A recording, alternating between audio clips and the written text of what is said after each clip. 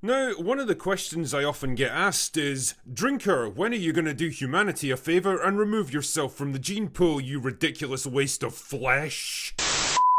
Any chance you could group together your movie reviews into long-form videos so I can listen to them all together and not have to go looking for each of them one by one? Well, I'm pretty sure that's what playlists are for, but whatever. With that in mind, here's my first little attempt. All of my Phase 4 Marvel reviews merged together into one big greasy mass of bile, hatred, booze, and possible diarrhea. So with that in mind, let's get started, shall we? I'll see you in about an hour and 40 minutes.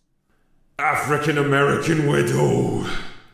Oh, for fuck's sake. Back when the original trailer for Black Widow dropped, I confidently predicted that it would be a solid, well-crafted, but ultimately pointless movie in a similar vein to Winter Soldier. Well, I was half right. It definitely borrows a lot of ideas from Winter Soldier, arguably a few too many, but we'll get into that one later. But as for being solid and well-crafted, on the surface, Black Widow follows the classic MCU formula to the letter. There's an impressive cast, tightly choreographed fight scenes, chases, explosions, and a big epic CGI finale. The thing is though, strip away the big flashy production values, and you're left with an awkward, clumsy, amateurish kind of movie, trying too hard to be funny, trying too hard to be serious, and trying too hard to push ideas that feel played out and unimaginative. A film that handicaps its talented cast with crappy material and squanders the opportunity to give one of the MCU's most beloved characters the triumphant send-off that she deserves. In short, it's a bit of a fucking stinker.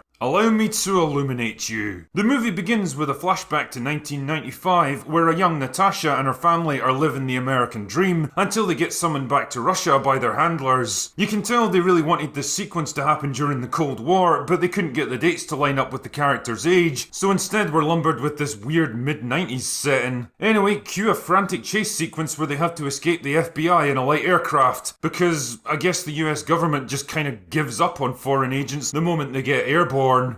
Not a great plan. Anyway, after making their way to Cuba, the family gets split up and Nat and her sister get inducted into the Black Widow program. To be fair, it's a pretty promising opening. It's grim and gritty and it demonstrates the harsh reality of becoming a Black Widow. It also gives us a glimpse of the film's antagonist Dreykov. Fucking cherish this one though, because you won't be seeing him again until like the last 15 minutes. Anyway, flash forward to the present day and Nat's sister Yelena is still a Black Widow, tasked with hunting down another Black Widow that's gone rogue. She manages to take down her target, but not before getting dosed with some glowing red jizz that causes her to break her mental conditioning and mutiny. Meanwhile, Nat herself is also on the run after the events of Civil War and eventually winds up in Norway, where her arms dealer contract has set her up with a safe house. Wait, why does someone like Nat need a fixer? Isn't she exactly the kind of person that would have safe houses all over the world just in case? Nah, whatever. But he also delivers a package from her safe house in Budapest. Wow, this guy is like the nicest and most considerate arms dealer I've ever seen. Which she totally ignores because why not, right? It's not like it's going to contain important information or a magical bullshit MacGuffin that's vital to the rest of the plots. Anyway, Nat's headed into town later that night when her car suddenly gets run off the road by a dude in a skull mask. But he's not actually after Nat, he wants the package from Budapest because wouldn't you know it, it contains the glowing red jizz that freed Yelena. Wait, how the fuck did Skeletor know where Nat was? Why did he wait until now to attack her? How was he able to track and recover the package when he didn't even know what he was looking for? Why does he repeatedly spare her life when she clearly represents a threat to the success of his mission? How is he able to travel the world dressed like fucking Boba Fett without attracting attention? Don't know. Anyway, they have a fight and Nat escapes with the canisters of red jizz because she was somehow able to remove it from its protective casing, hide it inside her jacket, and close the case again without Skeletor noticing in the half second it took for him to throw her off a bridge. Yeah, sure, okay. Naturally, she wants answers, so she heads to her old safe house in Budapest, and who should be waiting there but Yelena? Then they have a fight, and for the life of me, I cannot work out why. Yelena clearly wanted Nat to come here because she sent the package to her, and Nat clearly wants answers from Yelena, so why the fuck are they trying to kill each other? In fact, how the fuck does Yelena even know about this safe house? If she didn't want Nat to come here, why couldn't she have included a note with the red jizz explaining her situation? Shite. Oh yes, that's shite. Anyway, after about 20 minutes of fucking around, we finally get some answers. It turns out that when Nat defected from the Black Widows, she assassinated Dreykov by blowing up his building, including his young daughter. I wonder if that'll be relevant later. Anyway, Dreykov survived the attack. How? Don't know. But to make sure no other widows turned against him, he started using some weird mind control on them, and the red jizz is the only thing that can break it. Where exactly did the red jizz come from and who developed it? Don't know. How did the widow at the start get her hands on it? Don't know. The point is, they need to find Dreykov, kill him, and use the red jizz to free the other Black Widows. The problem is, they don't know where to find him. The only guy who does know is the Red Guardian, who's now locked up in a Siberian prison. Why? Don't know. Now, prison breaks are usually pretty cool in movies like this. A chance for the writers to exercise a bit of creative thinking and pull off some exciting set pieces. I can only assume the writers of Black Widow take a different view though, because this whole sequence is basically a series of increasingly ridiculous fuck-ups from characters who should absolutely know better. Their grand plan is for him to fight his way into the prison yard through dozens of guards and fellow inmates, then climb to the upper levels under heavy gunfire so they can pick him up by chopper, and for some reason they're surprised when he's not able to accomplish this. Not a great plan. What the fuck did you expect? Don't you think you're asking kind of a lot from a single unarmed man? Naturally he fucks it up and Nat goes in to rescue him just before an avalanche engulfs the whole facility, killing dozens of innocent men, but I guess we'll just ignore that. Unfortunately, Red Guardian doesn't know where Dreykov is hiding either, but he knows who does. It turns out that Melina, their fake mum from the start of the movie, has been working for Dreykov for years to develop his mind control system. Wow, lucky that the two parental figures in their lives are both intimately connected with the man they need to kill now. So they find Melina, and after an excruciating family bonding scene where the movie tries really hard to be funny, she decides it's time to get the plot moving again and betrays them to Dreykov, then Skeletor captures them and takes them to his floating sky fortress. Yup, that's the thing which is in this movie. Things are looking grim for the Groovy Gang, but it turns out it was all a double cross so that Nat could get close to Dreykov and kill him. The problem is that he gives off some kind of pheromone which prevents Nat from harming him. That's right, this guy literally uses the power of smell to protect himself. So Nat does the sensible thing and headbutts the table to break her own nose so she can't smell him anymore. And honestly, it's probably the single funniest moment in the whole movie. I think I can smell shite. I mean, couldn't you have just walked to the other side of the room or something? His pheromones can't extend that far. So anyway, everyone has a good punch up and the castle in the sky blows up and Skeletor gets unmasked as Dreykov's daughter.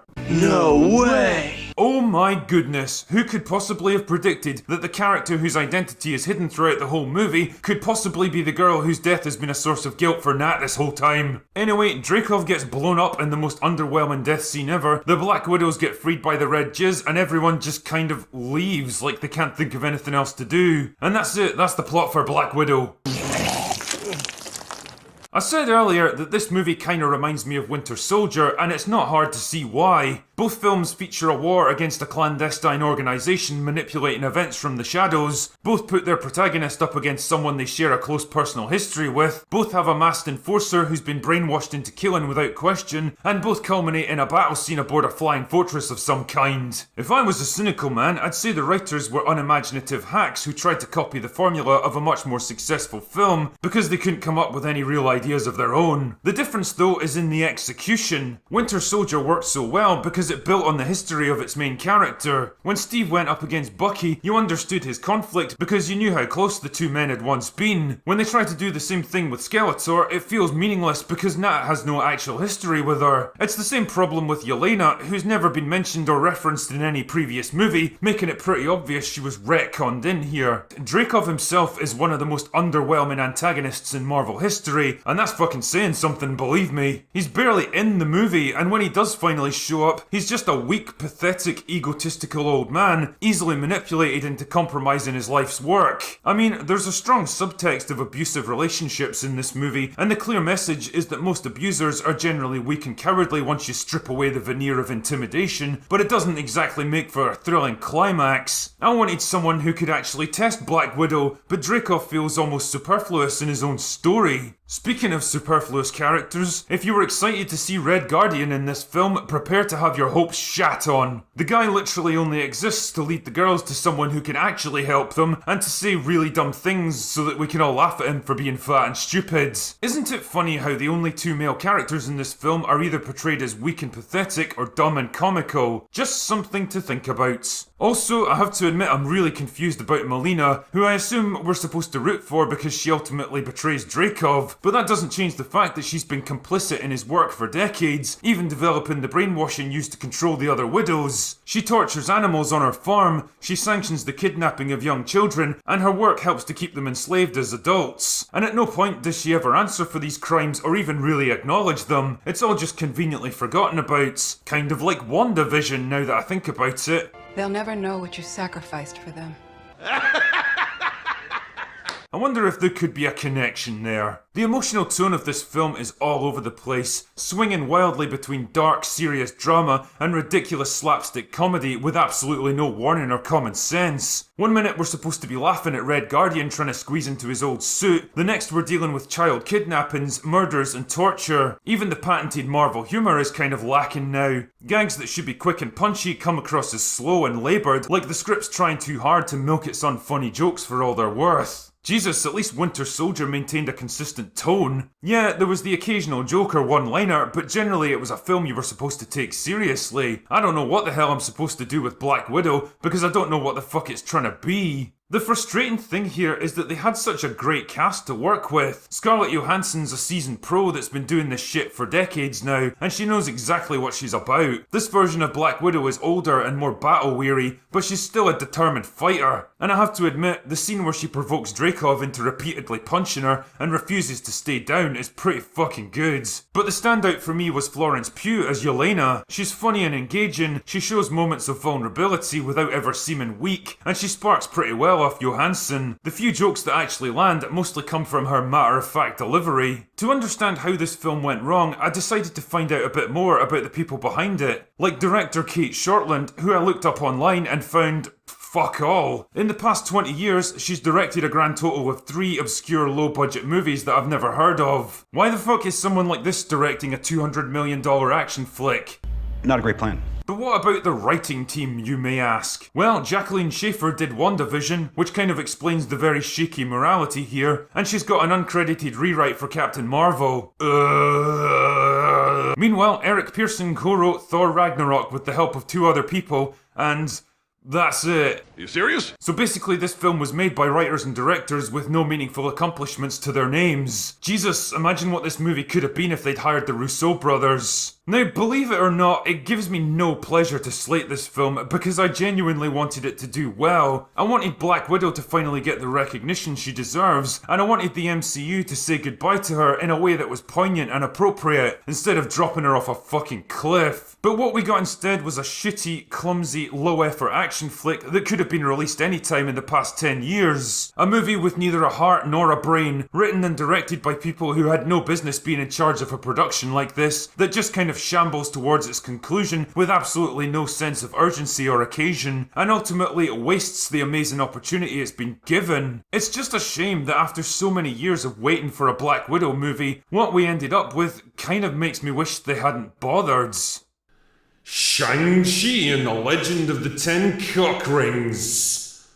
Shang-Chi is the serious, dramatic story of family conflict between a father and his wayward son, exploring issues of legacy, heritage, and the desire to make your own future for yourself. It's also the tragic tale of a deeply flawed man who tried and failed to put his dark past behind him and is now willing to sacrifice everything to reunite with the woman he loves. It's also a story about a marginalised young woman breaking with tradition to forge a new life for herself and realise her true potential. It's also a modern action thriller about international criminal gangs, secret terrorist organisations, and underground fighting tournaments, stretching from the streets of San Francisco to the neon-soaked metropolis of Macau. It's also a magical fantasy movie about ancient warrior clans, immortal warlords, alternate dimensions, monsters, dragons, Chinese mythology, and sentient bamboo forests. It's also a comedy road trip movie about two young lovers leaving behind their humdrum existence to go on an exciting adventure to a far-off land where they reconnect with their heritage, learn more about each other, and ultimately find a new sense of direction. The only thing it lacks is any sense of how to mesh all these different elements together into a coherent story. The end result is a frustrating mess of a film that swings wildly between serious drama and pathos, goofy attempts at observational comedy, fast-paced kung fu action scenes,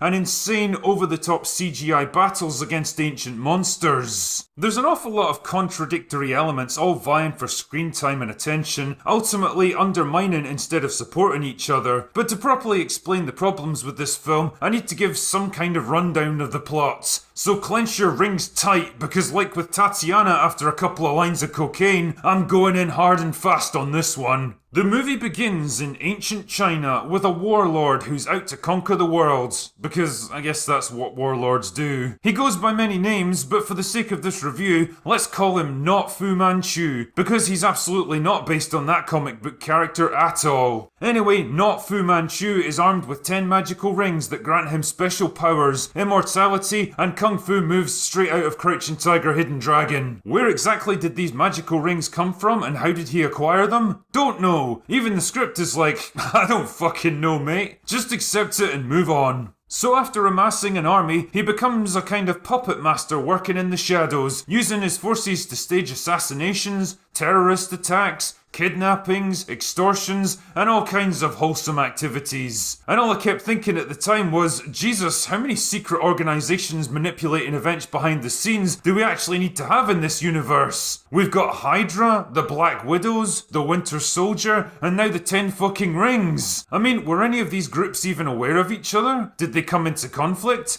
Were they locked in some endless competition to one-up each other and become the ultimate stereotypical secret organisation? Who knows? That's the advantage of constantly retconning your own universe to introduce more and more characters and factions that no one's ever heard of until now. You really don't have to care how they all fit together. Anyway, by the mid-1990s, not Fu Manchu gets wind of a secret magical bullshit land hidden behind a magical bullshit gateway that can only be accessed through a magical bullshit bamboo forest, and he decides that he wants a piece of that action. But then he runs smack bang into strong female character number 1, who totally kicks his ass despite his thousands of years of combat experience and being armed with the 10 magical bullshit rings. Because, you know, of course she does. But then for some reason she falls in love with them and they move back to the real world and have a couple of kids together. But then tragically it all goes wrong and she dies and the kids are left to be raised by not Fu Manchu. Flash forward to the present day, and our man Shang-Chi is working as a valet attendant in modern-day San Francisco, which is depicted as a clean, picturesque, and efficiently managed city.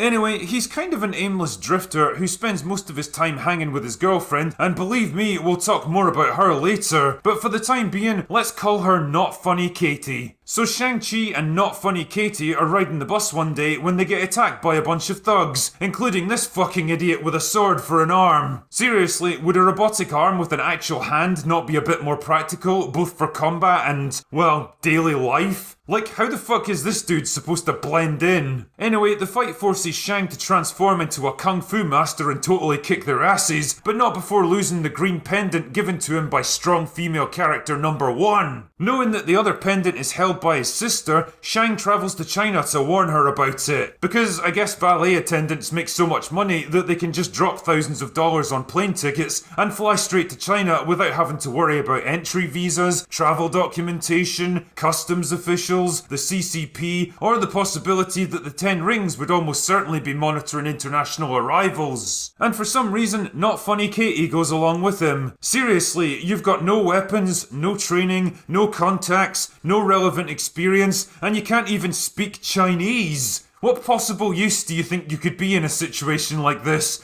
But what the hell, I guess she needs to be there. Because otherwise, who would make us not laugh if Not Funny Katie wasn't there? So they quickly manage to track down his sister, who we'll now call Strong Female Character Number 2. Strong Female Character Number 2 runs an underground fighting tournament, which for some reason takes place in a skyscraper that's under construction. Because I guess active construction sites like that don't have security, night watchmen, video surveillance, or any means of keeping keeping the general public off their property. I love how his sister's very first action is to fight Shang in a cage match in front of hundreds of people after announcing both of their real names to the crowds. Wow, sure hope there's no operatives from the 10 Rings amongst them, because that would almost immediately give you away and compromise the entire operation that you've been building since you were 16. Seriously, if your long-lost brother suddenly reappears on your doorstep after 10 years, don't you think he might have a valid reason for being there? Don't you think it might be wise to hustle him off into a secure area where you can question him at leisure? Don't you think he might have had some justifiable reason for not returning all those years ago? And maybe, just maybe, you should give the man a chance to explain himself? Don't you think it would be better to not act like a fucking idiotic child just for the sake of delivering a momentary humiliation? Nah, it'll be fine. It really pisses me off when movies try hard to build up characters as smart, resourceful and cunning strategists, but then everything that they actually do in the story contradicts it. It's like telling me one thing but showing me something completely different, and I just can't reconcile this immature moron with the sinister, calculating crime lord the movie wants to paint her as. But nah, strong female character number 2 has to prove how strong and female she is by giving Shang a good old kick in the balls. I wonder what the reaction would be if the genders were reversed here. At one point, the movie even tries to claim that she was banned from training with the rest of the boys as a child, so she basically taught herself kung fu and became better than all of them.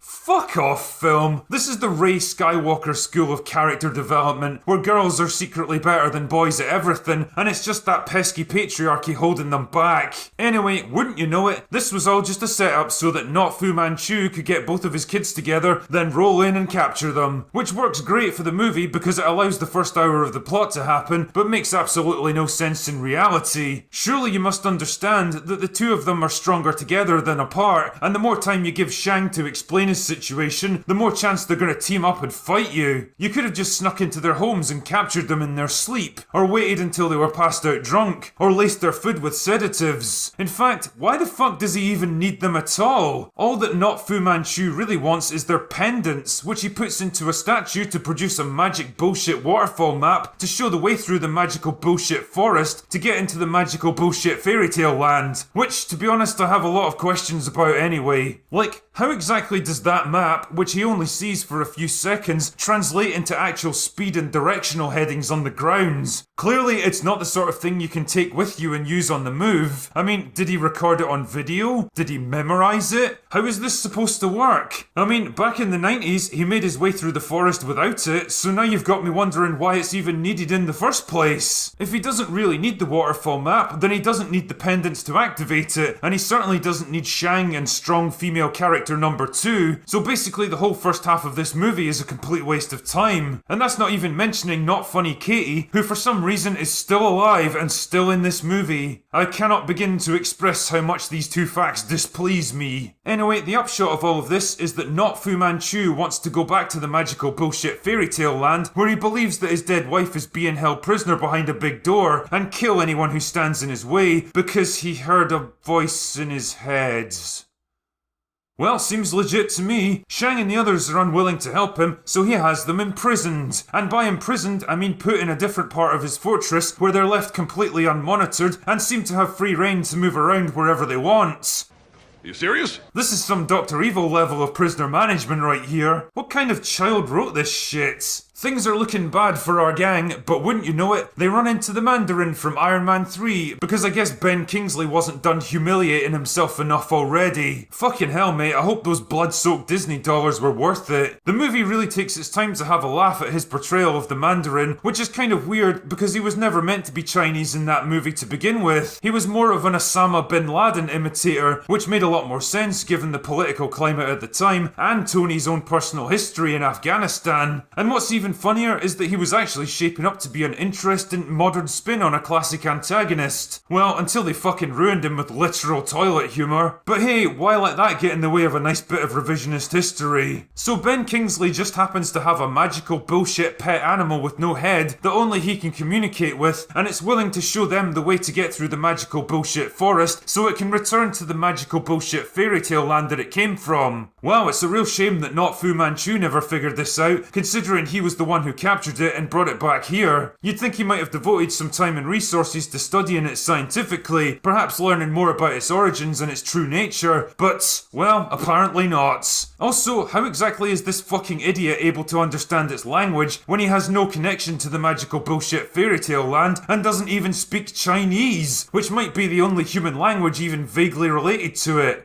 Don't know, move on. So Shang, strong female character number 2, and Not Funny Katie escape from Not Fu Manchu's heavily guarded fortress in a car with almost no effort, make it through the magical bullshit forest, and arrive in magical bullshit fairy tale land. That's where they run into strong female character number 3, who explains that she and her friends are there to guard a portal to, another dimension where an evil monster got sealed away thousands of years ago. Jesus, how many fucking portals do we need in this movie? Anyway, every so often, humans from our world come through the magical bullshit forest to invade the place, and strong female character number 3 and her buddies have to fight them off. Which kind of begs the question, why not just seal the portal off, shut it down, or disable it? Why keep it open if you don't want to have anyone coming through it? At the very least, why isn't the portal constantly guarded with your best warriors and heaviest firepower? Why are you still using medieval weapons when you claim to be part of a super advanced civilization that's light years ahead of anything in our entire universe? Why does your very existence seem to contradict everything you're telling us about yourself?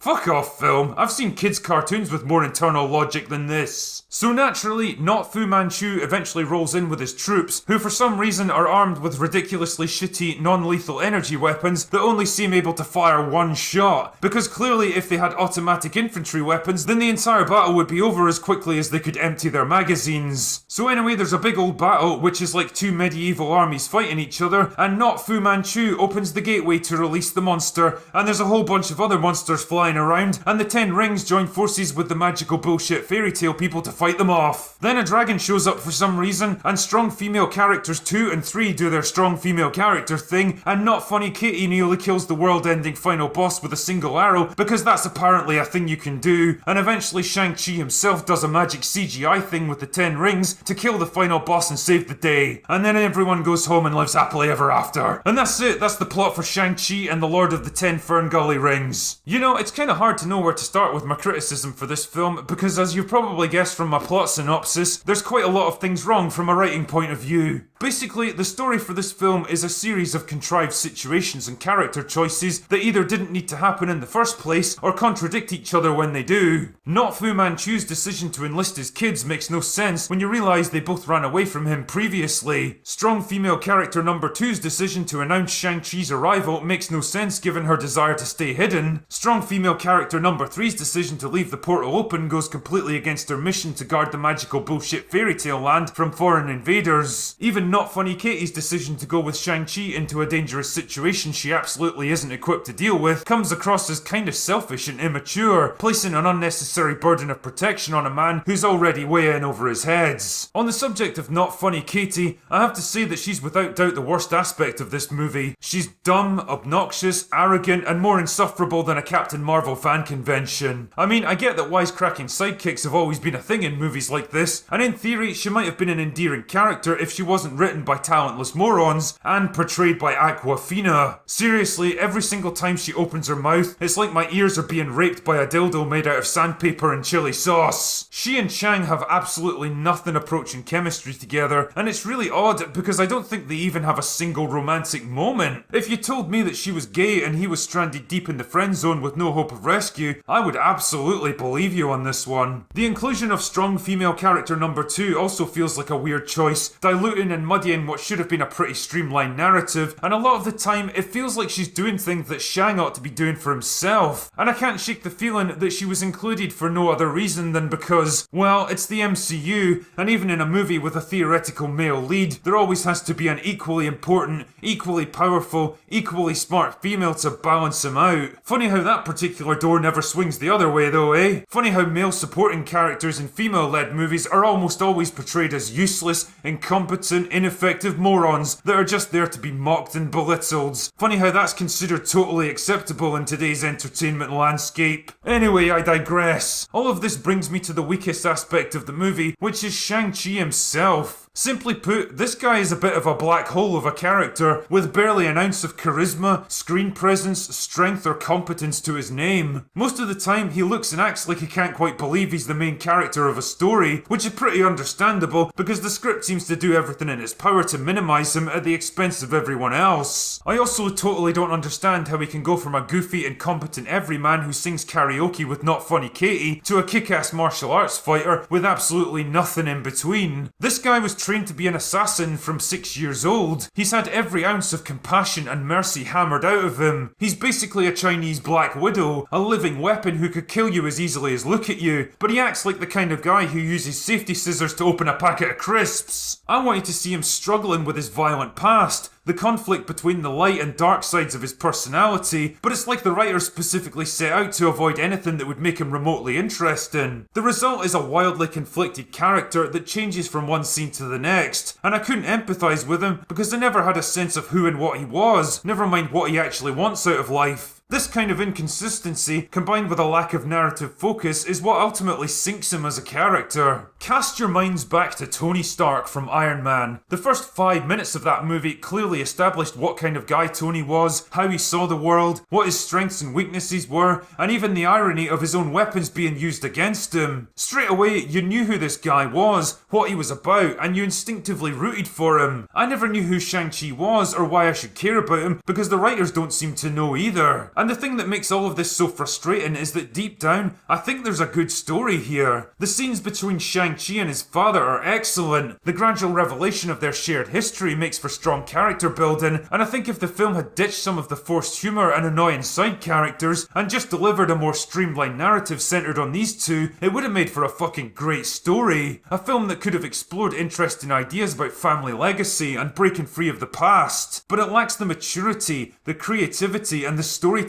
skill to do anything with these promising elements. On a technical level, some of the fight scenes are genuinely great, despite the obvious lack of blood. Simu Liu clearly knows what he's doing as a fighter, and it shines through when he's allowed to properly let loose. Especially the fight with Death Dealer. Damn, why couldn't this guy have had a bigger role? Although you can really tell when he's up against an older or a less experienced actor because the pace drops considerably and the number of mistake-hiding jump cuts increases exponentially. Fuck knows what the CGI people were up to though, because a lot of the scenes later in the film look fake as fuck. Nothing takes you out of an experience quicker than seeing a character up against a very obvious green screen, and it seems kind of unforgivable in a big budget movie like this. The unfinished CGI, combined with the unpolished script and the fragmented story, just makes this movie feel rushed and incomplete, like they didn't really have enough time and resources to get it nailed down properly. Ultimately, Shang-Chi is the kind of movie that tries to be all things to all men, and as a result, it ends up pulling itself in a dozen different directions, unable to focus on what's actually important, and in the end, instead of an epic step into an exciting new world, it becomes just another lightweight, expensive piece of Marvel fluff that you're not expected to think about a second longer than it's on screen. And for me, the most frustrating thing of all is that it's a wasted opportunity.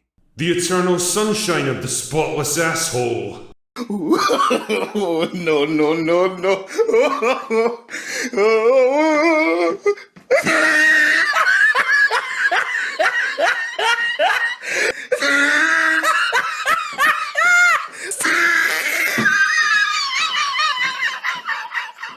Oh, come on, did you really expect this one to be a fucking hit? Honestly, it's tough to think of an MCU movie with less to recommend it than The Eternals, the latest disastrous outing in a Phase 4 that stumbled out of the gate with Black Widow and fell at the first hurdle with Shang-Chi, neither film managing to make back its budget in theatres. Which brings us to The Eternals, a movie about a bunch of characters nobody's ever heard of, starring a bunch of actors nobody cares about, written by a bunch of people with fuck all accomplishments or qualifications, and directed by someone with a grand total of 3 films to her name. Not exactly a formula for success. The trailers looked about as much fun as a 2-week self-catering holiday in Afghanistan, and holy shit, even the professional shills.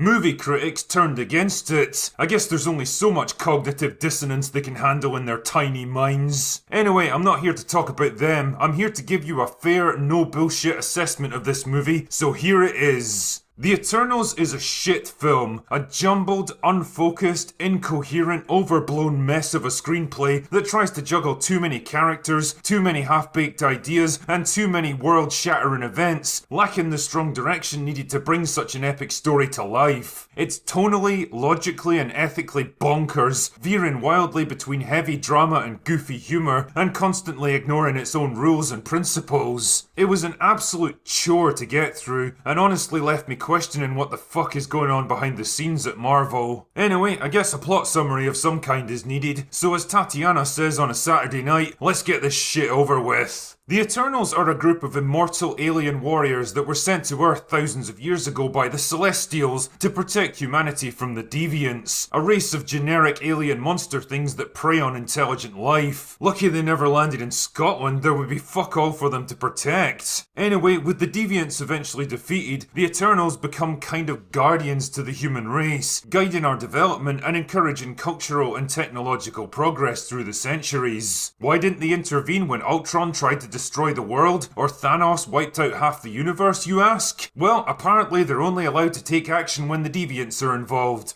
I think I can smell shite. But don't worry, we'll come back to that one later, dear viewer. Believe that! The group eventually fragments over time, and by the present day, they've dispersed to the far corners of the world. But a spate of deviant attacks forces them to join together once again to combat the new threats. Unfortunately, they discover that their leader, Ajax, was killed by the Deviants, leaving second in command Cersei to take control of the group. Wait a minute, Cersei? That's when she discovers their true purpose here on Earth, to facilitate the birth of a new Celestial that's been growing inside the core of the planet for thousands of years. A Celestial needs intelligent life to power its growth, which is why the Deviants were created in the first place. Their job was to kill the most dangerous predators on Earth, allowing humanity to flourish. But when the Deviants rebelled against their masters, the Eternals were sent in to clean up the mess with extreme prejudice. Are we the baddies? The upshot of all this pish is that the Eternals are basically cosmic farmers, growing their crops of humans for the Celestial to feed on, and now it's harvest time. Naturally, this is bad news for the human race, so the Eternals are plunged into a race against time to prevent the birth of the new Celestial and save the entire planet. But as it turns out, one of their number may be working against them. If I had to describe the Eternals in one word, I guess my word would be shit. Unfocused. Like a hyperactive kid let loose in a candy store, it's a movie that wants to try 100 different things all at the same time, but lacks the maturity and common sense needed to properly focus on any of them. There's romance, rivalries, friendships, secrets, betrayals, moral dilemmas, epic historical events, world-changing conflicts, humour, camaraderie, emotional trauma. It's far too much to try to cram into one movie, and the result is that interesting possibilities are barely touched upon. Like Sprite, an Eternal that's been trapped in the body of a young girl for thousands of years, cursed with having adult sensibilities and desires, but lacking the physical ability to experience them. Why exactly would you create an Eternal like this? Don't know. Or Athena, whose mind is slowly fragmenting under the weight of repressed memories, but eventually just decides, nah, it'll be fine. Or the revelation that the Deviants are just pawns in a much bigger game, and their only real crime is wanting to live once they've served their purpose. Or the moral dilemma of preventing the birth of a new Celestial, which is ultimately needed to create new stars and perpetuate life in the universe. Or the question of removing free will from humanity, resulting in a peaceful but enslaved population. Or the dangers of giving humanity access to technology that can be turned into weapons. All of these intriguing ideas are hinted at but never really resolved because there just isn't enough time to do anything with them, and it all adds up to the impression that this movie desperately wants to say big important things but lacks the intelligence and maturity to actually do it. And just like so much of Phase 4, the film's internal morality is completely fucked up to facilitate the demands of the story. Like, the Eternals are apparently prevented from interfering in the fate of humanity, which is a sloppy way of explaining why they didn't get involved in Endgame. I guess none of them got wiped out by the snap either. Wow, that was lucky. But then at the same time, they're shown introducing revolutionary new technology throughout human history, preventing conflicts, and generally steering humanity onto a more peaceful and prosperous path. How exactly is that okay, but they're not allowed to stop a mad robot from dropping an asteroid on Earth that would wipe out all life on the planets? At the very least, that would surely compromise their mission to grow the world's population and facilitate the birth of the Celestial. Well, that's definitely shite. Maybe Kang planned it this way or something. The emotional tone of this film is utterly ridiculous. One minute the gang are mourning the loss of a friend they've known for thousands of years, or dealing with the extinction of all life on the planet, and the next they're laughing and joking with each other. It's impossible to take a single thing that happens in this film seriously, which is a bit of a problem because it really wants you to take it seriously. Now let's talk about diversity and representation. Yeah, this movie's got it. Anyway, moving on. Joking aside though, while having a diverse cast is certainly no bad thing, it's also not a magical shield you can use to protect your shitty movie from criticism. The real problem with the cast here isn't its diversity, it's the sheer fucking size of it. Back when I reviewed the trailer, I predicted that a movie trying to introduce no fewer than 10 Eternals, plus antagonists and supporting characters, was gonna have a pretty hard time balancing them out and giving them meaningful arcs. And well, I was exactly fucking right. Imagine my shock. Half the cast here could probably be dropped from this movie, and it would have resulted in a much tighter script that could actually focus on something, instead of constantly flitting between characters, relationships, and past events in a desperate effort to do the work of 5 different movies all at once. And it doesn't exactly help that nobody really brought their A-game to this one. Richard Madden sleepwalks his way through a role that demands absolutely nothing from him. Icarus is presented as a kind of tragic anti-hero, neither fully good nor bad, but driven by a different worldview from the others, but it's tough to care much about him when he's not particularly interesting as a hero or threatening as a villain. Angelina Jolie and Salma Hayek are the veterans of the cast. They're both talented actors, which is pretty disappointing because the film does fuck all with them. Hayek's on screen for a grand total of 5 minutes and doesn't really seem to understand what's happening around her, while Jolie delivers a disinterested performance as Athena. She was quite the action star back in the day, but now she's 46 years old and she looks frail and tired and bored with the material she's been given. But probably the worst offender here is Gemma Chan as Cersei, the theoretical protagonist of the movie. A film like this demands a strong, compelling central character played by a competent actor, but Cersei is neither of those things. She's an absolute nothing burger that doesn't get nearly enough screen time or character development, and it doesn't help that Chan displays all the charisma and screen presence of a soggy loaf of bread.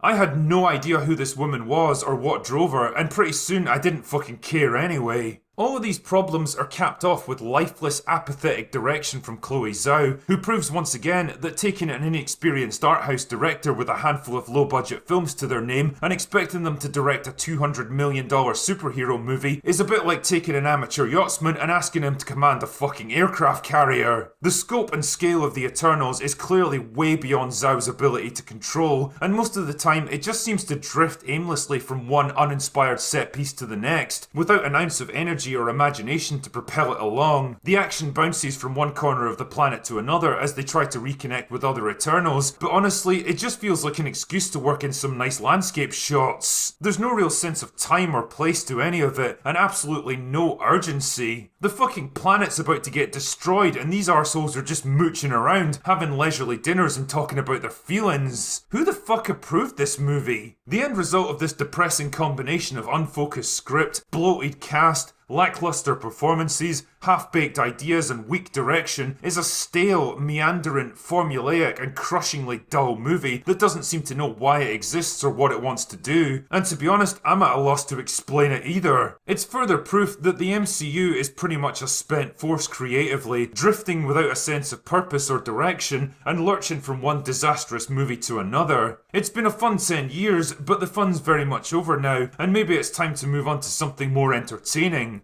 Like fucking brake fluids. Spider-Boy, we really need better titles for our movies.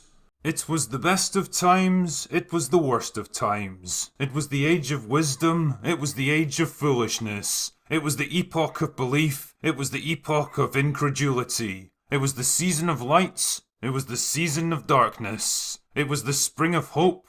It was the winter of despair. I've made no secret of the fact that I consider the MCU to be pretty much a spent force creatively, a big lumbering juggernaut still coasting on the momentum of the Infinity Saga, becoming increasingly bogged down in divisive identity politics, and trying in vain to launch a new lineup of bland, unimaginative, forgettable superheroes. Black Widow was an absolute dumpster fire that gave a beloved legacy character the most ignominious send-off since Luke Skywalker. Shang-Chi was a dull, forgettable fantasy with all the personality of a vanilla ice cream, with no fucking flake in it. While The Eternals was a ridiculous convoluted mess made by a director completely out of her depth that sank under the weight of its own self-importance. And as for the TV shows, don't even get me fucking started on them. You've got to do better, Senator. You've got to step up. But then, right at the tail end of a pretty depressing year in cinema, along came a spider, and totally fucking changed everything. Spider-Man No Way Home is good. Really fucking good. No way! You serious?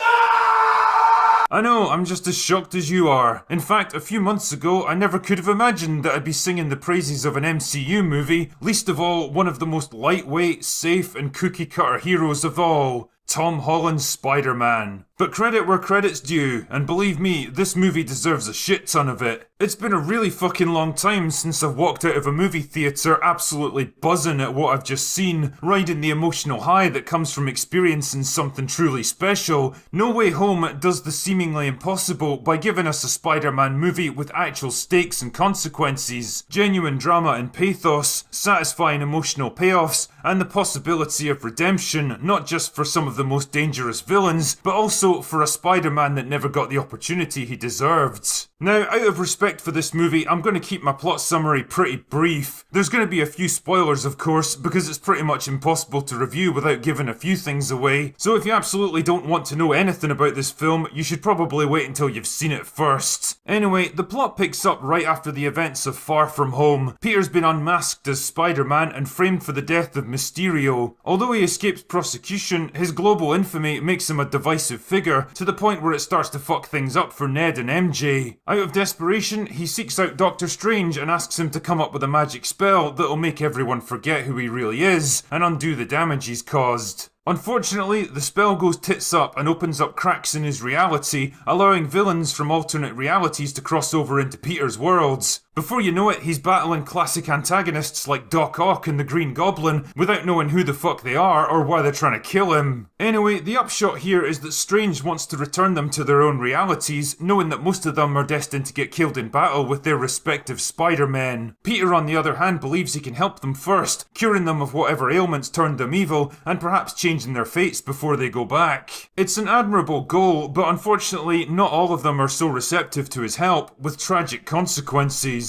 Outnumbered and shattered by a personal loss, Peter's in no condition to take on some of the most dangerous enemies that Spider-Man's ever faced. Well, not until he receives some help from an unlikely source. Actually, two unlikely sources. But with Doctor Strange's failed magic spell threatening to undermine all of reality, Peter may just be forced to sacrifice everything he knows to set things right. One of my big criticisms of the MCU Spider-Man films has been their lack of emotional weight, tangible stakes, and real-life consequences. Previous versions of the character really had to struggle with the personal costs of being a hero, whether it was failed relationships, missed career opportunities, or personal tragedies. Whatever it might be, they really underscored the key message that being a hero isn't just about defeating the bad guy and living happily ever after. It's a life that demands great personal sacrifices, and the fact that Peter was willing to do it without getting any real praise or recognition really highlighted the strength of his character. But those vital elements were depressingly absent in the MCU. This version of Peter lives in a nice house in the suburbs, he's got a loyal best friend and a growing relationship with MJ, who quickly figures out and accepts his true identity. He even has a fancy new high-tech suit courtesy of Tony Stark. And well, it all just felt a bit too safe, too comfortable and easy, like a serialized TV show where the characters get into a new adventure each week without any long-term changes to their situation. But that shit goes right out the window here, believe me. This is very much a movie where Peter's choices have real consequences for for him, where he's not able to conveniently save everyone, and where he'll come face to face with the true cost of being a hero. It's great fucking stuff, and an absolute joy to see what Tom Holland can do when he's given decent material to get stuck into. For the first time, I was actually invested in his version of Peter. I empathised with his losses, I cheered him on in his struggles, and I felt genuinely bad for the guy when I realised what he'd have to give up. Tonally, this movie feels much more in line with the Sam Raimi trilogy than the other two MCU films, which is fucking ideal because Raimi came closest to understanding the character and his place in the worlds. And there's no way I could do this review without talking about the other two Spider-Men, because let's be honest, the prospect of seeing Tobey Maguire and Andrew Garfield reprise their roles again was pretty much the main selling point of this movie for most people. And I'm happy to say they absolutely hit a home run with this one, giving them both smart, sensitive and respectful character arcs that don't just stay consistent with who they were before, they actually build on it in a logical and satisfying way. Tobey Maguire was always going to be the Spider-Man for me, so I'm not ashamed to say that he was the one I was most excited to see again. And damn, considering he hasn't played the character in nearly 15 years, he's barely missed a beat. Yeah, he's older now and he's a bit rusty at first, but he fits comfortably into the role of a more mature and experienced Peter, who's very much been there and done that without losing sight of who he really is. And when it's time to put on the suit again, he's still more than capable of kicking ass. Damn, imagine a hero who's older but still capable, optimistic and true to himself.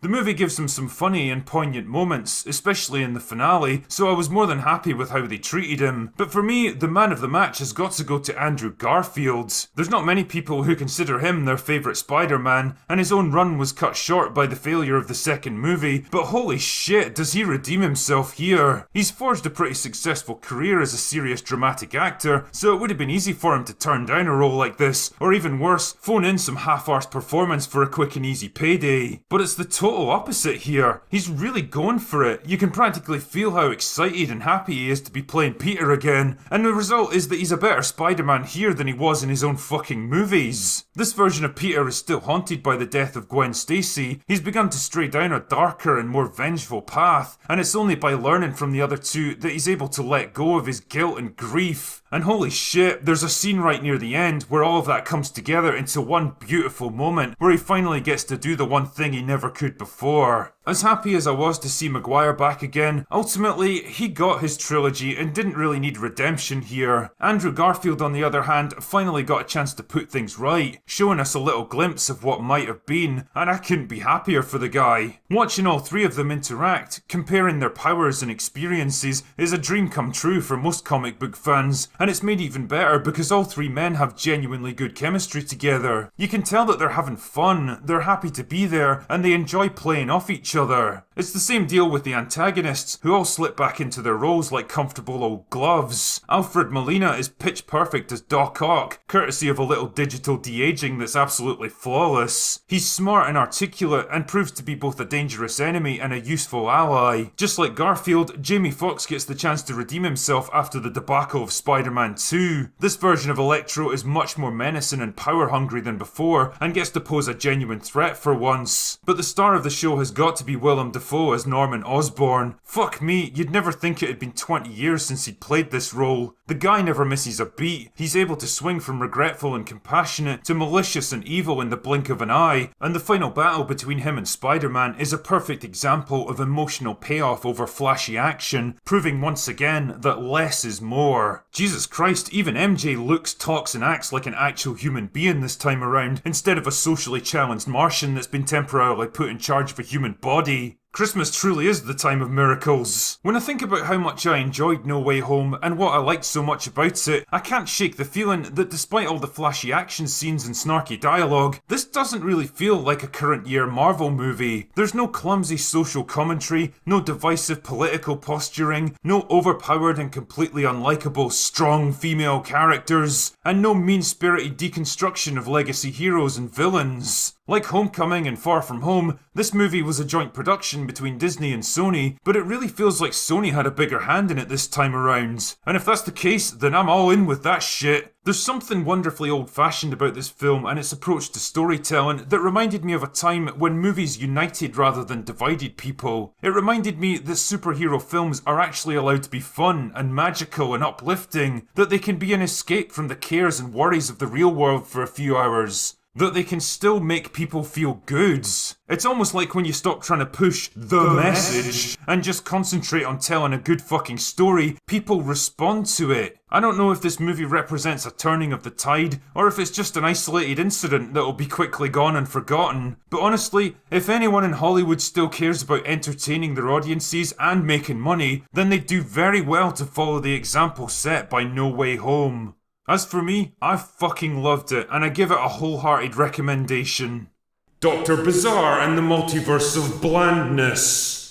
Doctor Strange in the Multiverse of Madness is a visually stunning movie from the master of the horror, comedy and superhero genres, with a talented cast of actors delivering great performances and some genuinely awesome set pieces. It's without a doubt one of the most unique and inventive movies in the entire MCU. The only problem is that the script's a fucking convoluted, inconsistent, fragmented mess that's handcuffed to the increasingly disjointed MCU overarching story, discredits characters that used to be smart and likeable, and doesn't seem to know how to resolve the big ideas that it tries to grapple with. In short, watching this movie is a bit like watching a top flight racing team trying to win a Grand Prix with a Ford Escort. Everyone's trying their hardest to make it work, but all the talent and creative flair in the world just can't compensate for a shitty story. Allow me to enlighten you. The movie kicks off with a Doctor Strange from another universe trying to protect a girl who's the key to everything from a big magical demon thing while racing to recover a magical book that's the key to everything. Unfortunately, the demon gets the better of him, but the girl who's the key to everything opens a portal at the last second that sucks them through into our dimension. That's when she runs into our Doctor Strange, who helps to fight off a big squid monster thing that follows her through and saves her life. Then they go out for breakfast together. Why? Don't know. Anyway, after fucking around and wasting time by being pointlessly vague and evasive, she finally explains that her name is America Chavez. Look, she even wears the stars and stripes on her denim jacket.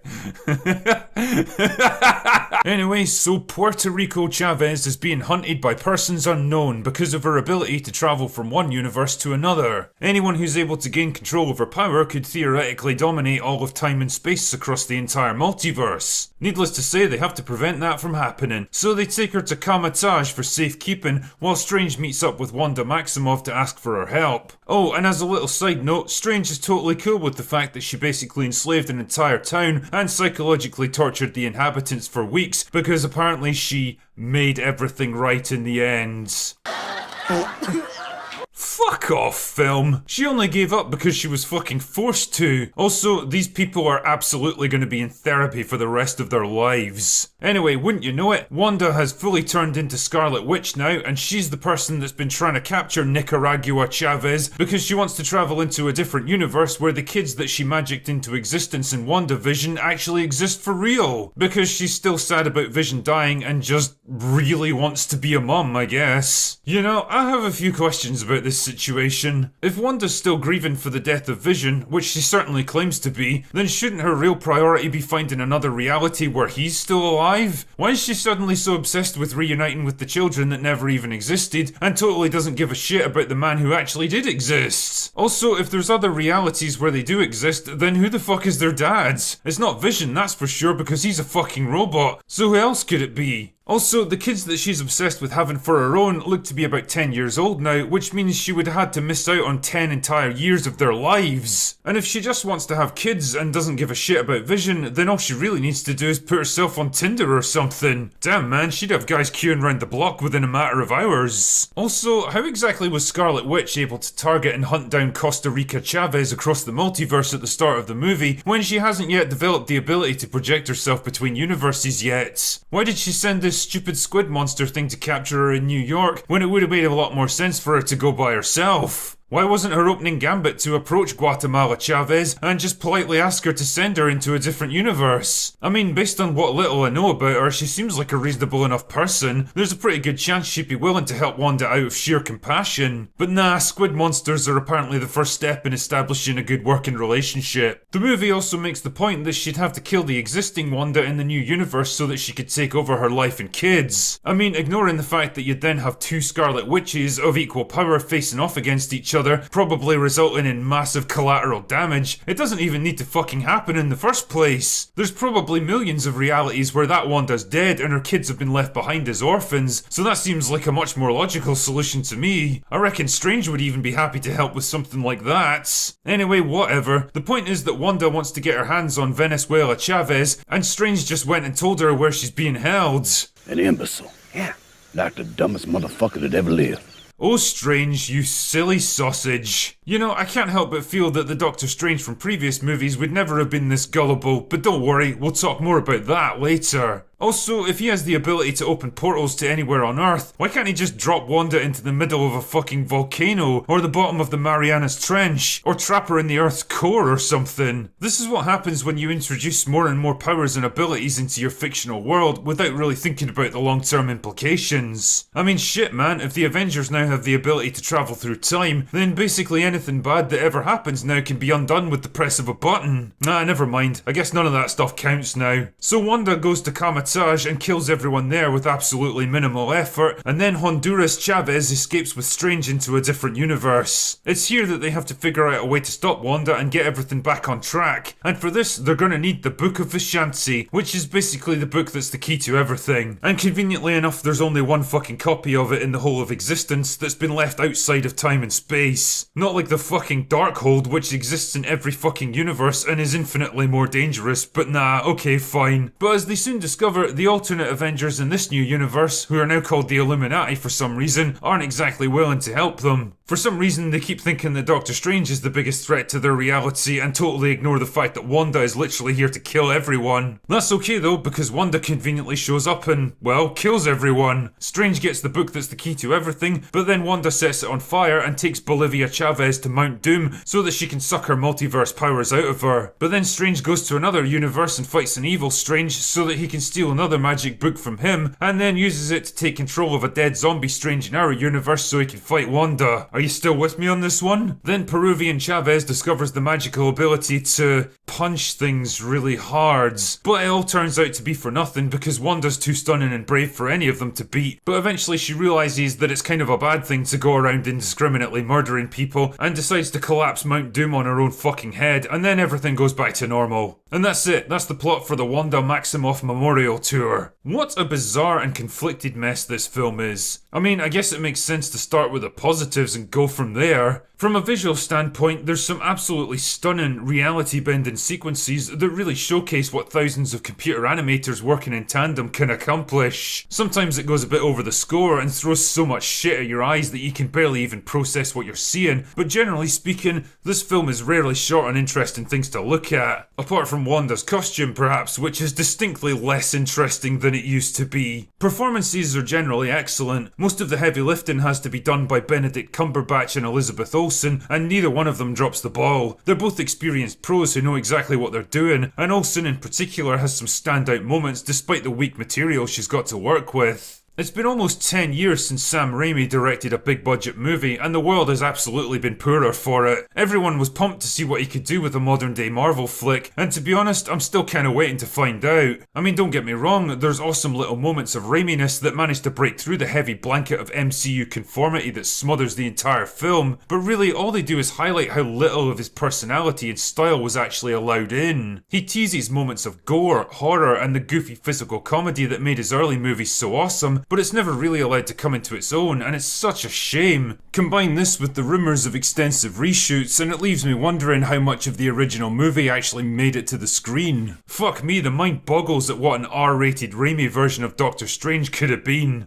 I've bitched plenty of times about the homogenized, formulaic nature of MCU movies today, and how bringing all of these guest directors in feels like kind of a waste of talent most of the time. I mean, Chloe Zhao proved with Nomadland that she was really good at taking static shots of pretty landscapes, but can you honestly say that any of that translated into the Eternals? Or like Sam Raimi, was she just another interesting name to slap into a standardized MCU property that was basically directed by the studio themselves? I mentioned before that this film really does its characters a disservice, and it all starts with Strange himself. Up until recently, he's been completely defined by his wisdom and intellect, a man who sees further than others, who perceives the world in terms of long-ranging cause and effect, and who's willing to make difficult choices for the greater good. No Way Home made him inexplicably reckless and short-sighted, and this film continues the unwelcome trend. Now he's weirdly gullible and trusting, giving away vital information to people that he shouldn't confide in, and letting his guard down around people that he absolutely shouldn't trust. Why? So the rest of the plot can happen, basically. There's a real through line in this movie that Strange's selfish pursuit of power and personal gratification has fucked things up in basically every other universe, and there's this weird attempt to mirror this against Wanda's own pursuit of personal happiness. You're an amazing creature, Spider-Man.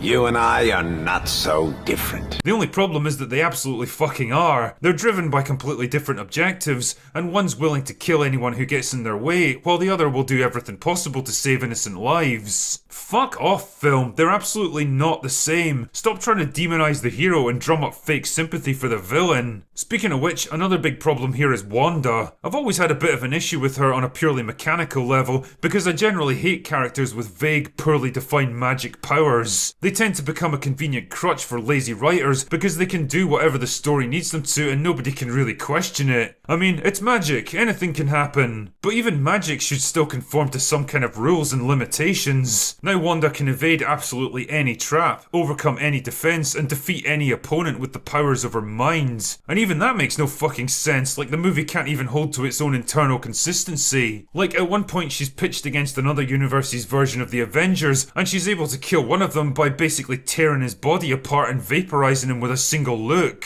But then another one she engages in hand-to-hand combat like this is fucking American Gladiators or something. If you can kill people with a single look, then why would you ever bother doing anything else? Another thing that really pisses me off about Wanda is the absolutely ridiculous arguments she tries to make to justify her actions that absolutely no one ever seems to call her out on. Like at one point Strange challenges her on the morality of murdering an innocent child just so she can live out a fantasy version of her own life in a different reality. I mean, I guess we'll forget about the hundreds of other people she's murdered by this point, because I guess they don't count as people. But anyway, her response to this is, and I kid you not, yeah, so, you gave the Power Stone to Thanos, so you're totally no better than me. You serious? What the fuck kind of retarded argument is that? He gave the Power Stone to Thanos because it was literally the only option out of millions of possible realities that would allow them to defeat him and save the entire universe. Not to mention sacrificing his own life in the process. How is that in any way comparable to what you're doing here? Who the fuck wrote this garbage? And it's not the first time that she's pulled this kind of shit either. It's like in WandaVision where she faces off against evil white capitalist patriarchy representative, and he politely asks her to release the town full of innocent people that she's taken hostage. And then she says this.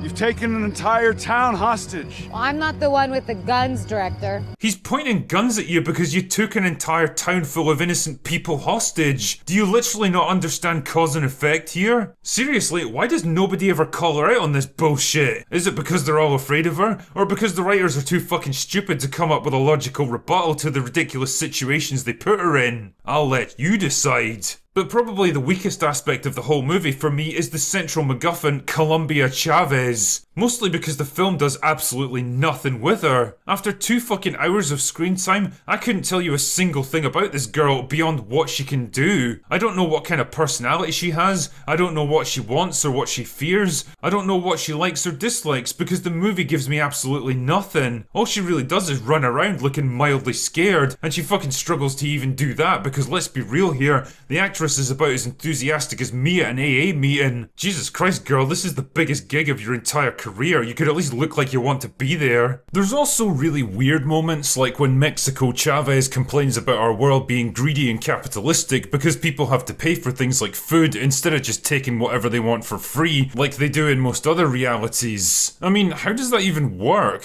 How do restaurants operate? Do the chefs slave away in a hot kitchen all day because they just love cooking food? If this film is trying to push the message, then it's doing it in such a nonsensical way that I don't even understand the point it's trying to make. All of this stuff adds up to a movie that I could best describe as the quintessential MCU flick at this point. Lots of bright colours and exciting visuals, some good acting and directing, and a plot that only makes sense as long as you don't think about it too much. I mean shit, there's definitely worse things out there, and if I had to compare it to the rest of Phase 4, it's definitely better than brain-dead garbage like Black Widow, Shang-Chi or The Eternals. But man, Multiverse of Madness is a frustrating movie. It's frustrating because there's so much talent and potential behind it, and if only the writing had been a bit more focused and consistent, it could have been absolutely spectacular. As it stands, it's really just a big budget, over-the-top sequel to WandaVision that does very little to advance an MCU that seems to be drifting aimlessly with no real goal in mind. And if they don't know where the fuck they're going, then why should I care?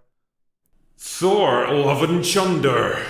Thor: Love and Thunder is the gayest Marvel movie yet, written and directed by a man with the mind of a 7-year-old. And that's not even my take on the movie, that's what the people responsible for selling it to us are saying. I mean really, if that doesn't get arses in seats, then I just don't know what will. Flick too hard, damn it! That being said, if I was asked to sum this film up, I'd say that it's an uneven mess of a movie with contrived and deeply flawed storylines, visuals that look like a unicorn suffered a bout of explosive diarrhea over the screen, dialogue that indulges all the worst excesses of its predecessor, a cast of actors that are either way too good for this film or way too shit for any film, and an emotional tone that veers wildly from one extreme to the other, like me trying to drive home after 2 bottles of Jack Daniels.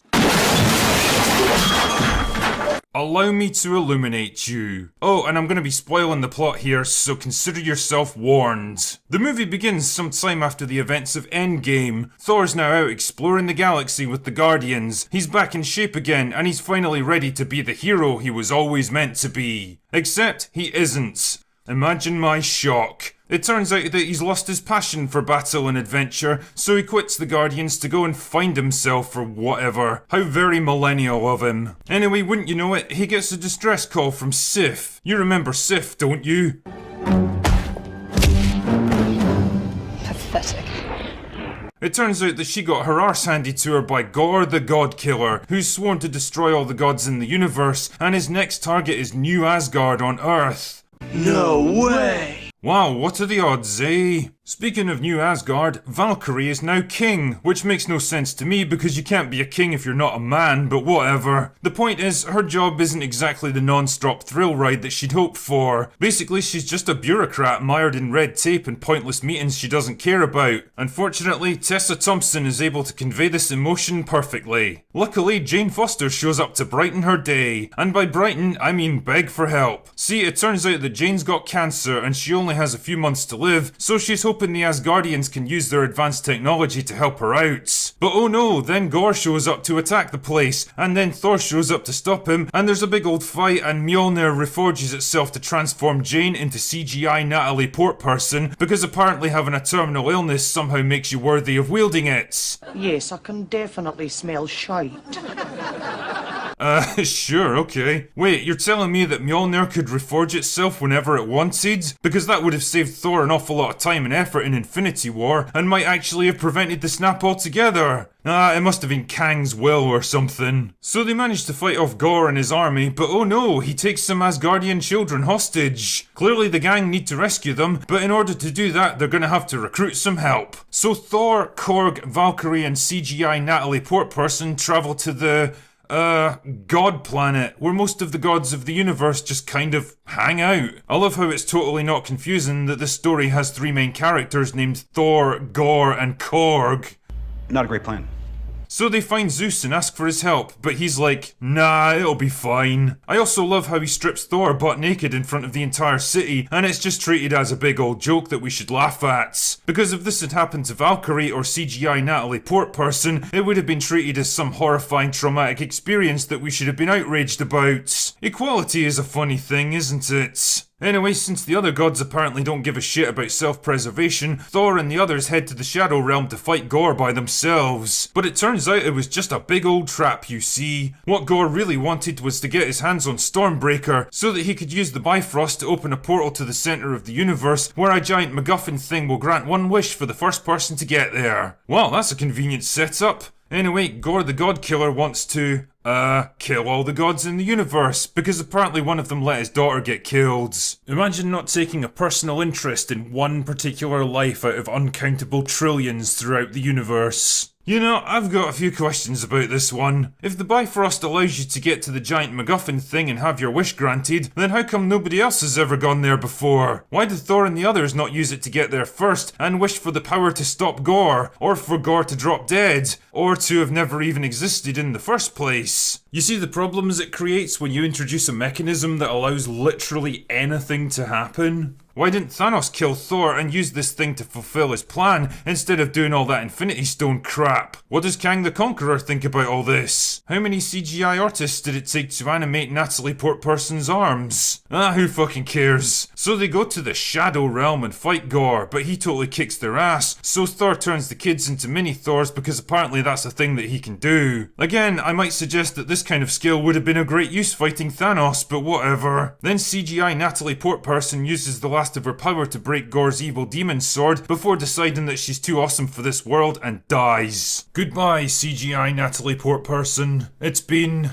real. Then Thor convinces Gorr to use his wish to bring his dead daughter back to life instead of killing all the gods in the universe. By George, he's a genius. So his daughter comes back to life and then he dies and Thor agrees to look after her and then everything goes back to normal again. And that's it, that's the plot for Love and Thunder. You know, one of my big takeaways from this film was that it really exposes Taika Waititi as a one-trick pony when it comes to setting the emotional tone. His trademark style of showing dark and serious events through a light-hearted comedic lens was undeniably effective in Jojo Rabbit because that film was viewed from the perspective of a small child who couldn't rationalise things any other way. It worked again to a lesser extent in Ragnarok, mostly because after the stodgy, self-important seriousness of Dark World, it was refreshing to see Thor in what was basically a goofy buddy comedy. But the thing is, that's the kind of card you can only really play once. Love and Thunder isn't a story told from a child's point of view, and making it all into a joke isn't new or fun anymore. What it is tired and played out, like an aging rock star half-heartedly performing his greatest hits because it's what's expected of him. Even the jokes and dialogue aren't particularly good this time around, feeling forced and laboured rather than breezy and effortless. And Jesus Christ, at least Ragnarok gave its scenes a little breathing room. When Odin died, it felt impactful because the movie was smart enough to hold off on the jokes for a while and let the emotions sink in. But here, almost every serious scene has to be undercut by some goofy joke or witty put down. It's like trying to deliver the eulogy at your grand's funeral while some drunken asshole lights his farts on fire in the background. And believe me, we've all been there. And what's frustrating is that there's plenty of fertile ground for serious dramatic moments in this movie. Gorr's introduction in the first few minutes of the film hit particularly hard and almost lured me into believing this was going to be more than just a breezy action movie with comedic overtones. It's the same story with Jane's cancer, which is presented as more of a thorny problem to be solved rather than a tragic countdown to her inevitable demise. There's no hint of the anger or sadness that a relatively young person would feel at having their life cut short. None of the existential dread of being suddenly confronted with your own mortality. She's as chipper and optimistic while dying of a terminal illness as she was when we met her a decade earlier, and it just feels wrong somehow, like this shit deserves more than just a fleeting mention. There's an almost frantic desperation to turn everything into a joke, and it just feels cheap. It's the same with the visuals, which take everything from Ragnarok and dial it up to 11. Visually, Love and Thunder is a film that I could best describe as an assault upon the senses, and not in a good way. It's so overdone and oversaturated that it was actually starting to give me a headache at times. And if you need an example of this, just take a look at Thor's outfit. It's like it was coloured in by a small child that's just discovered crayons for the first time. Much like the emotional tone, the performances are all over the place. On the plus side, Chris Hemsworth delivers his usual easygoing charm and likability as Thor. He's been doing this shit forever, no matter what kind of ridiculous nonsense the scripts throw at him, and he wears the character like a comfortable old glove at this point. And if there's some kind of award in the movie industry for being a good sport, then Hemsworth absolutely deserves it. He's basically portrayed as a bumbling buffoon for most of the film, constantly fucking things up, trying and failing to have big grandiose heroic moments, and generally acting like a total parody of everything he once was. I know you like your comedy, Taika, but honestly, do you have to mock every single facet of this character? Christian Bale is probably the highlight of the movie for me, bringing a serious, focused intensity and an element of tragedy to gore that feels like it belongs in a whole other movie. He commands the screen whenever he's around, he's got an understandable goal that he's working towards, and the finale even offers an element of redemption for him. Weirdly, the film even dares to offer a somewhat positive view of fatherhood, portraying him as a loving dad willing to sacrifice his own life for his daughter. At the other end of the spectrum, Tessa Thompson defiantly continues her strategy of upward failure in Hollywood, delivering every single line of dialogue like the actors are doing a read-through for the very first time. Honestly, I'm starting to wonder if this is some kind of epic piss take from her and Waititi, like they're trying to see how bad they can get before someone has the balls to call her out on it. Not that the script asks much from her anyway, she's barely in the movie, and even when she's in a scene, she spends most of her time standing around in the background, making it pretty obvious the writers couldn't think of anything for her character to do. There's also Korg, who's basically Taika Waititi's excuse for being in the movie, hence the excessive amount of screen time he gives him. Wow, you're awfully generous to yourself, aren't you, Taika? He was tolerable enough as a one-shot deal in Ragnarok, but now the arsehole's fucking everywhere, proving the point that you absolutely can have too much of a good thing. And I can't shake the feeling that it's nothing more than Waititi's ego getting the better of him. And as for CGI Natalie Portman, well, she's definitely in the movie, I can say that much. It's pretty common knowledge that she left the franchise after Dark World because she was bored of playing Jane Foster and only agreed to come back for the money. The chance to do something different with the character. The movie plays just about every trick in the book to get you to like her and portray her as Thor's equal in every way, even though he's been fighting and training for thousands of years and Hemsworth is literally twice her size. She looks kind of awkward and uncomfortable in her bulky armour, she can't fight in any meaningful way, and overall, watching her try to play a goddess of thunder is about as believable as watching Brie Larson trying to act like a realistic human being. On the plus side, they at least had the balls to kill her off, which genuinely surprised me considering how much emphasis they put on her in the trailers. Although in retrospect, trying to launch her as a replacement for Thor when Portman herself is 3 years older than Hemsworth wouldn't make a whole lot of sense. No long-term franchise potential there, Disney. Her role is more of a passing the torch kind of situation, rounding out her character arc and letting her go out on a high note rather than just vanishing from the narrative like before. Interestingly enough, neither of these strong female characters are used to humiliate Thor like in Ragnarok. There's no particular girl boss moments where they totally outshine him, berate him, or make him look generally useless and incompetent. He can do all that by himself, thank you very much. Seriously though, both characters kind of get their arses kicked by gore, leaving Thor to more or less save the day single-handed. Don't worry though, by the end of the movie, there's a younger and probably cheaper strong female character waiting in the wings to become the new Thor once Hemsworth eventually stands down. Ultimately, Love and Thunder feels like a bit of an exercise in treading water, taking its main character on a loud and colourful adventure that basically puts him right back where he was at the beginning. It's a perfect example of a franchise mired in its own inertia, recycling old ideas and rehashing previously successful strategies, meandering forward with no sense of direction or clear reason for why it even still exists. And it proves once and for all that even a winning hand can only be played so many times. Black Panther 2: Shuri's Revenge.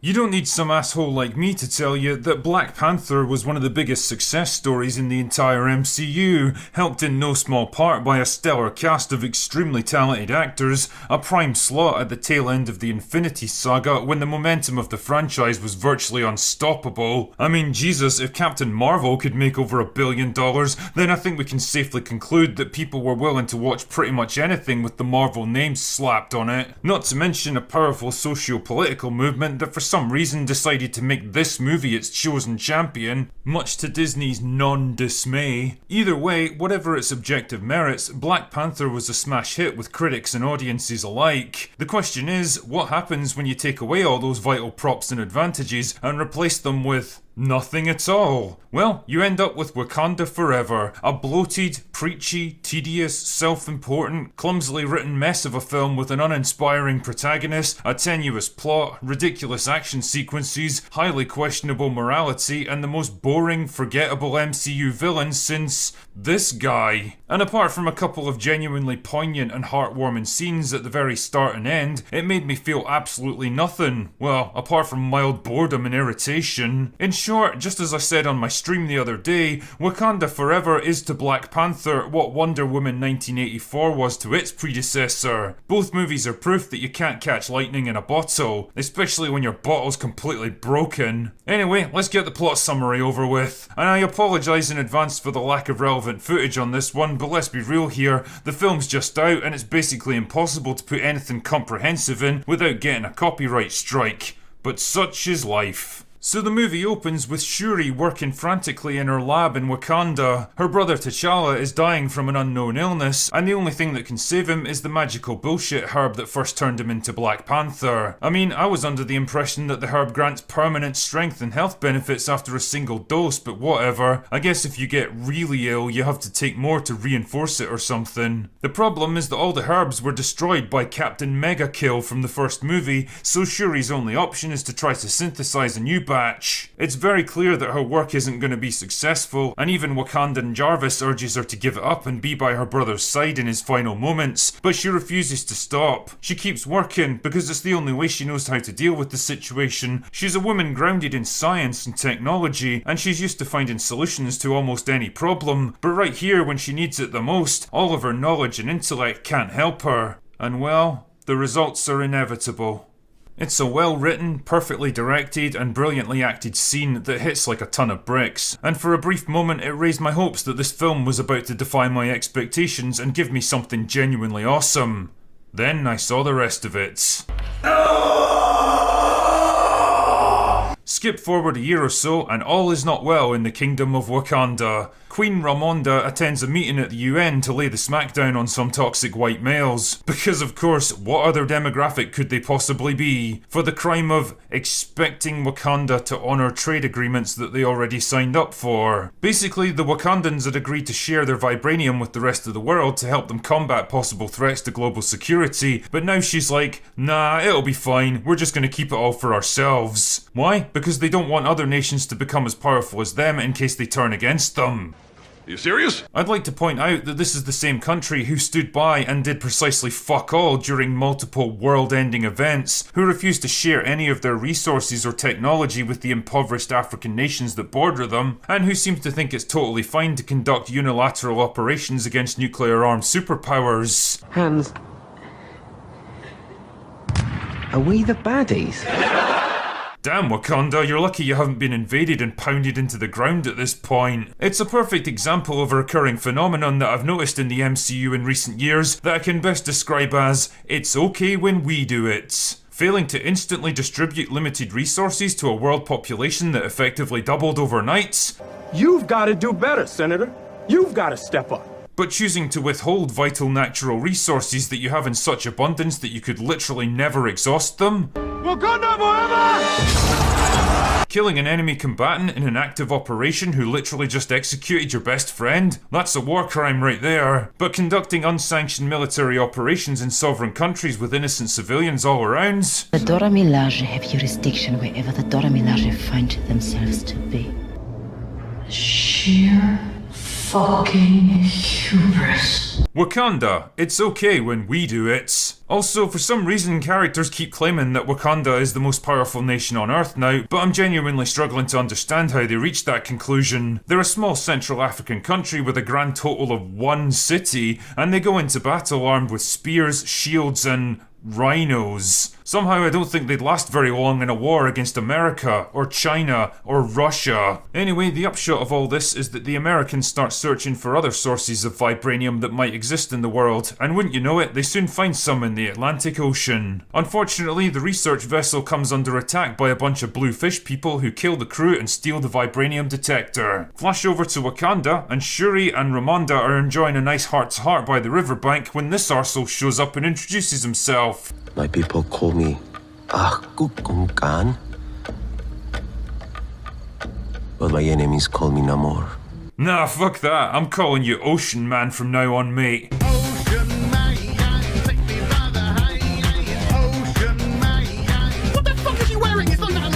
Because the drinker has jurisdiction wherever the drinker finds himself to be. So Ocean Man is the leader of the Blue Fish people, who are another race of isolationist arseholes, this time living in the deep ocean. You know, at a certain point you have to wonder how many more ancient, previously unknown factions, cultures and nations are going to come out of the woodwork in this franchise. Anyway, whatever. Ocean Man's angry because he doesn't want humans poking around his underwater kingdom and stealing all his vibranium, so he wants the Wakandans to help him track down the scientist who made the detector machine so that he can kill her.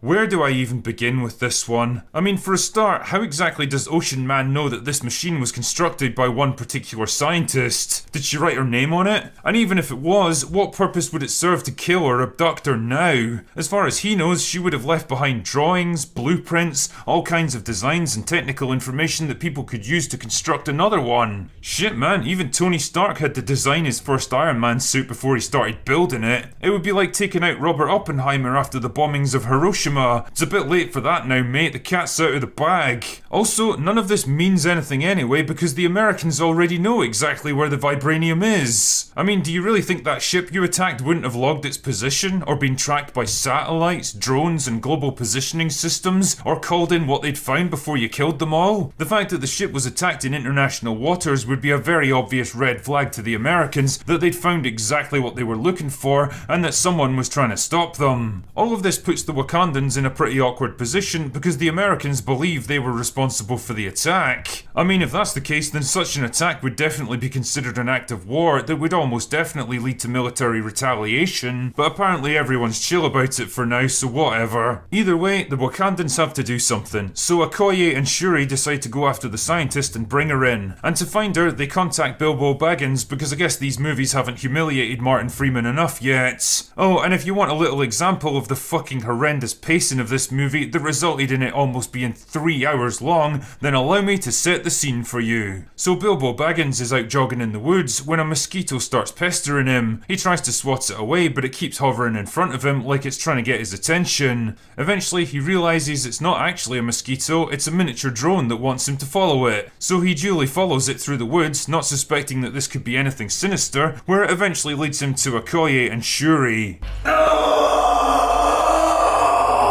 Fucking why? What was the point in any of this? If you wanted to make contact with the guy, why didn't you just hide behind a bush and grab him while he was running? Or wait on the path ahead of him so he'd literally run straight into you? I mean, you're already out in the middle of fucking nowhere anyway. Why did you have to lead him further into the woods? Why does this movie keep setting up stuff whose only purpose is to waste our time? Oh, and in case you're thinking this is just set up for some cool payoff later, it isn't. The mosquito drone is literally never seen nor mentioned again. Fucking awesome writing, guys. And of course, Bilbo immediately spills his guts and gives away vitally important national security information by telling them where to find the scientist, because that's what elite CI operatives are supposed to do, right?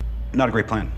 Seriously, dude, how the fuck did you even get this job? So they go to the university where the scientist works, and wouldn't you know it, it's a 19-year-old college student named Riri Williams. Better known from the comic books as a cheap, idealised knockoff of Tony Stark, minus the flaws, personality and charisma. And she also builds quantum supercomputers and Iron Man suits out of scrap materials in her spare time, because fuck it, of course she does. Honestly, I can't wait until we get to the point where weapons and technology are designed by 2-year-olds who invented surgical implements while still in the womb so they could perform a cesarean section on themselves. So Shuri and Okoye bring her in, but oh no, the FBI arrive to stop them. But that's okay because it's basically an excuse to have an extended chase sequence where Riri crashes an aircraft into a police barricade, almost certainly killing and injuring at least a dozen police officers for the crime of doing their jobs. But oh no, Ocean Man and his blue fish people show up and capture Shuri and Riri. Wait, does that make them Shuriri? Anyway, he takes them down to his underwater kingdom to persuade Shuri to join forces with him, because apparently he's decided the best solution now is to kill every single person on the surface. Boy, that escalated quickly. I mean, that really got out of hand fast. Never mind that Shuri isn't even the ruler of Wakanda and is therefore in no place to make decisions on behalf of her people. Don't think about it, just consume the product. But it doesn't matter anyway because T'Challa's girlfriend from the previous movie shows up to rescue them, and honestly, the character was so completely forgettable that I genuinely forgot she even existed until they brought her back in. Naturally, this makes Ocean Man extremely angry, so he attacks Wakanda by making everything a bit wet, and Queen Ramonda drowns while saving Riri. You've got to love how the Wakandans totally don't give a shit about the rest of the world, but they're also willing to jeopardize their entire civilization to save one girl they've never met. Then Ocean Man says that he'll be back in a week or so to get Shuri's answer about helping him to wipe out the human race, because truly, there's no better way to win someone's cooperation than murdering their only living relative. Anyway, I guess it's time to bring this shit show to an end. So Shuri 3D prints a new magical bullshit herb from combining a bracelet from Ocean Man with T'Challa's DNA. Wait, what? In fact, nah, just forget it. Who even cares at this point? Then she becomes the new Black Panther and they all get on a giant submarine, which is definitely something I'd expect to find in a small landlocked Central African country, and they head out to confront Ocean Man and the Bluefish people. And their killer strategy to defeat him? Lock him in a room with some heaters to dry him out.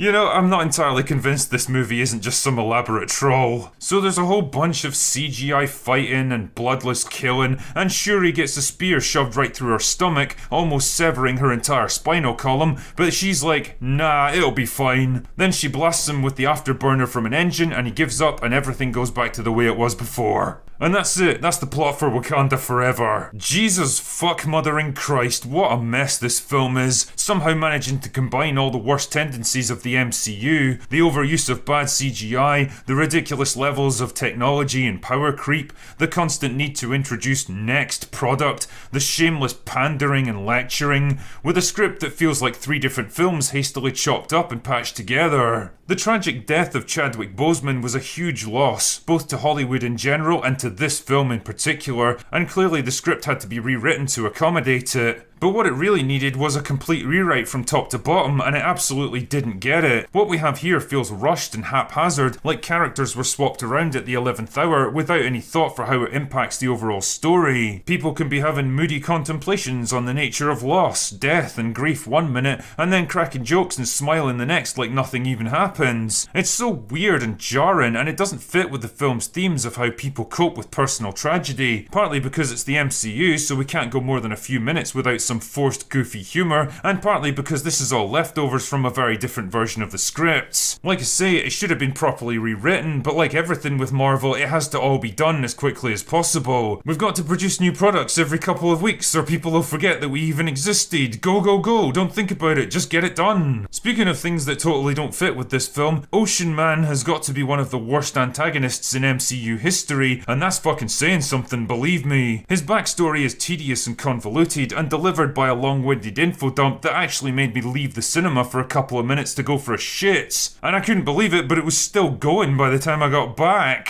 He's not in the least intimidating or powerful to look at, you don't get a strong sense of what motivates him or what his thought processes are, and generally, he looks completely ridiculous. I mean, Killmonger wasn't exactly a complicated villain either, and I can't say his plan made a huge amount of sense overall, but you at least understood where the guy was coming from. Ocean Man says and does whatever the plot needs him to do to make the next thing happen, and that's basically it. There's a weak, half-arsed attempt to tie his personal experiences in with Shuri's and tease the idea that grief and sadness could ultimately turn her evil, but it doesn't work at all because the two characters are coming at it from wildly different directions. Again, a complete rewrite of the script from the ground up might have fixed this, but like everything else at Marvel these days, getting the next product out there was way more important than artistic integrity. Speaking of next product, Riri Williams is an absolutely pointless addition to this film. She's there because they needed a platform to launch the character, and this was the most convenient way to do it, I guess. She does almost nothing throughout the whole film, apart from killing police officers. She has no particular character arc or personal journey, and even her skill set completely overlaps with Shuri's. They're both insanely talented teenage mega geniuses who can build anything and solve any scientific problem, which kind of makes you wonder why we needed 2 of them. I like her. Why? Basically, she's just a plot device that people fight over, and for some reason, she's treated like the most important person in the entire world, like she really is the girl who's the key to everything. And while I'm talking about Shuri, I might as well get this one out there. She is a bad choice to replace T'Challa. I mean, come on, there was never any doubt that they'd choose a woman to be the next Black Panther, but why her of all people? Okoye would have been a much more logical choice, and even T'Challa's girlfriend might have worked, but Shuri's supposed to be a geeky side character. She's there to be snarky and funny. She doesn't have the depth or personality to take on this kind of role. I mean, don't get me wrong, she's definitely less smug and abrasive than in previous movies, but there's no getting around the fact that she's just not that interesting as a person. The fact that Letitia Wright makes a garden rake look morbidly obese doesn't exactly help when it comes to the fight scenes. She looks frail and awkward, even in the Black Panther costume, and I absolutely couldn't buy into her fight with Ocean Man. I'm also getting a bit fucking tired of Madam Hydra, who keeps cropping up in things just to remind us that she's a character that exists. Julie Dreyfus is a good actress, but she looks completely lost here, like she's got no idea what her character is supposed to be or why. And to be honest, I don't blame her, because I don't fucking know either. Now, if I had to praise something about this movie, I'd say that the acting is generally good, especially from Angela Bassett, who pretty much carries the film on her shoulders. She's really going for it in pretty much every one of her scenes, and she commands attention whenever she's around. And holy shit, one thing's for sure, she's stayed in shape. How can you be 64 years old? Damn, I'd rather see her play the Black Panther than Shuri. As I hinted at before, the pacing of this movie is fucking abusive. Wakanda Forever clocks in at nearly 3 hours, and by god do you feel every minute of it. The pacing makes an Arctic glacier look like an F1 car. Scenes and conversations drag on about twice as long as they should, because nobody can just get to the fucking point. Everything has to be accomplished in the slowest, least efficient way possible. Honestly, you could cut this film down to under 2 hours and lose absolutely nothing of value. And it's all padded out with dramatic action scenes that are unintentionally hilarious because of how inept they are, forced comedy that's about as funny as an episode of She-Hulk, and moral lectures that I could best describe as extremely flexible depending on who they're applied to. Which makes it doubly frustrating that the movie's final scene is a genuinely heartfelt and moving tribute to Chadwick. Quiet, dignified and thoughtful. In short, it's everything that Wakanda Forever isn't. Boseman was a man whose loss was clearly felt by everyone who knew and worked with him, but perhaps most of all by the movie that he should have been part of. Wow, that was quite the experience. I mean, congratulations on anyone that's actually made it this far. It's kind of wild looking back now and realising what a massive drop in quality there was after Avengers Endgame. Apart from No Way Home, which I still think is pretty good, Phase 4 of the MCU really was one creative disaster after another. And well, it's not like it got better after that either. Now, I don't really know how useful this video was for you, but it was kind of fun to revisit these older reviews, and if you do want more big supercuts like this, then I guess let me know in the comments section and I'll see what I can do for you. Anyway, that's all I've got for today. Go away now.